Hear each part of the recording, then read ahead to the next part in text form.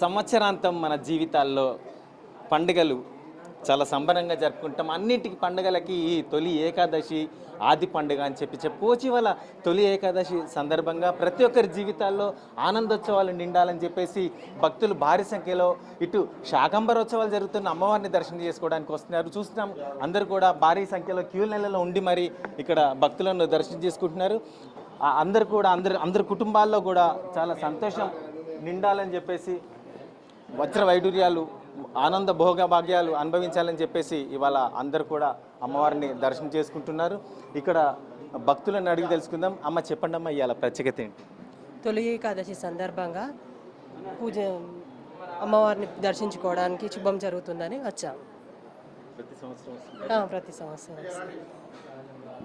చెప్పండి అమ్మ, ఇవాళ ఏంటి ప్రత్యేకత అమ్మవారిని దర్శనం చేసుకోవడానికి? తొలి ఏకాదశి సందర్భంగా వచ్చాము. మొదటి పండుగ కనుక మంచిగా దర్శనం చేసుకోవాలని చెప్పొచ్చు.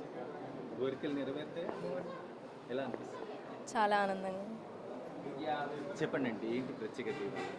ఏకాదశి, తొలి ఏకాదశి సందర్భంగా మేము కుటుంబంతో సహా తల్లి దర్శనానికి వచ్చాము.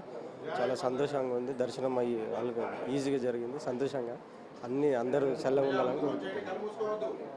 చెప్పండి. ఈరోజు విష్ణుమూర్తి గారు పండుకొని శుక్లమాసంలో మళ్ళీ నిద్ర లేస్తారని మనము ఈ పండుగ జరుపుకుంటున్నామండి.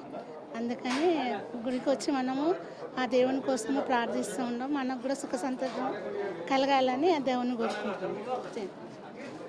అందరికీ తొలి ఏకాదశి శుభాకాంక్షలు. ఈ భద్రకాళి అమ్మవారు చాలా పవర్ఫుల్. సో ఇండియాలో ఎక్కడున్నా కూడా తప్పకుండా అందరూ వచ్చి ఒకసారి అమ్మవారి దర్శనం చేసుకోవాలని నేను కోరుకుంటున్నాను. ఈ దశ మహావిద్యల్లో ఒక అమ్మవారు భద్రకాళి అమ్మవారు.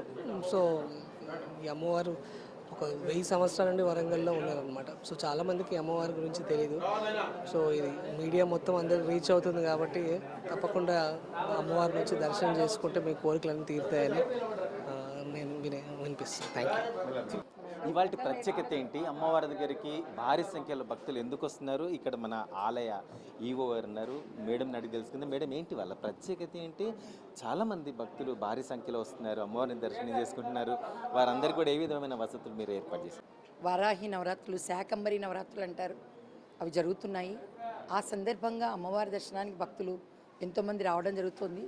మరియు తొలి ఏకాదశి ఈరోజు కావున భక్తులు ఎక్కువగా అమ్మవారి దర్శనం చేసుకుని అమ్మవారి కృపకు పాత్రలు కావాలని రావడం జరుగుతుంది. అమ్మవారిని దర్శించుకొని ఆరోగ్యాభివృద్ధిరస్తు, ఆనందాభివృద్ధిరస్తు, ఐశ్వర్యాభివృద్ధిరస్తు, ఆత్మజ్ఞానాభివృద్ధిరస్తు అని మనం అమ్మ దగ్గర చెప్తే అమ్మ తదాస్తు అంటారు.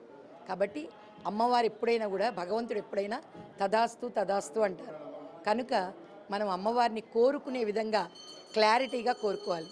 మనము, మన పిల్లలు, మనతో ఉన్నవారు అందరూ కూడా ఆనందంగా ఉండాలని మనం అలా కోరుకుంటే ఖచ్చితంగా అమ్మవారి పరిపూర్ణ ఆశీస్సులు మనకు ఉంటాయి. ఒక్క 10 నిమిషాలు ఏకాగ్రతతో అమ్మవారి ఆవరణలో ఎక్కడైనా ప్రాంగణంలో కూర్చొని మీ కోరికలు చెప్పుకోండి. ఖచ్చితంగా అమ్మవారి దగ్గర అవి నెరవేరుతాయి. ఆ తల్లిని దర్శించిన వాళ్ళు ఉన్నారు. ఈ యొక్క దేవాలయంలో అమ్మవారు తిరుగుతున్నారు, నిజ రూపంలో ఉన్నారు. కనుక మన యొక్క లక్ష్యం ఏంటయ్యా అంటే ప్రేమగా అమ్మవారిని ఫోకస్గా కోరుకోవడమే. క్లారిటీగా కోరుకోండి. ఏది పడితే అది మాట్లాడకుండా, ఇది శక్తిపీఠం, చాలా జాగ్రత్తగా ప్రేమగా కోరుకోండి. అందరికీ అన్నీ అందుతాయి. తదాస్తు. ఏకాదశి, ఆషాఢ శుద్ధ ఏకాదశి నాడు విష్ణుమూర్తి పాలకడలిలో అనంతుడిపై, భుజంగముపై, ఆదిశేషుడిపై శయనిస్తాడు.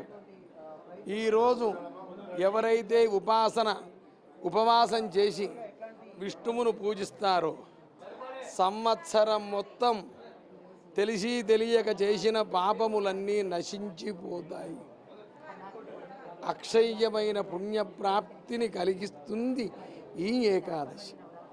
చూస్తున్నాం ఇవాళ ప్రత్యేకత అది అందరూ కూడా ఆ, తమ తమ కుటుంబాల్లో ఆ, మంచి జరగాలని చెప్పేసి సుఖ సంతోషాలతో ఉండాలని చెప్పేసి ఇవాళ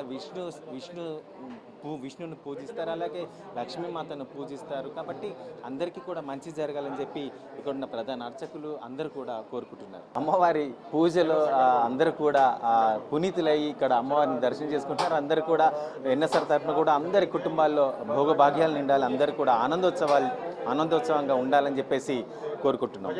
కెమెరామెన్ శివతో నరేందర్, ఎన్ఎస్ఆర్ న్యూస్, వరంగల్.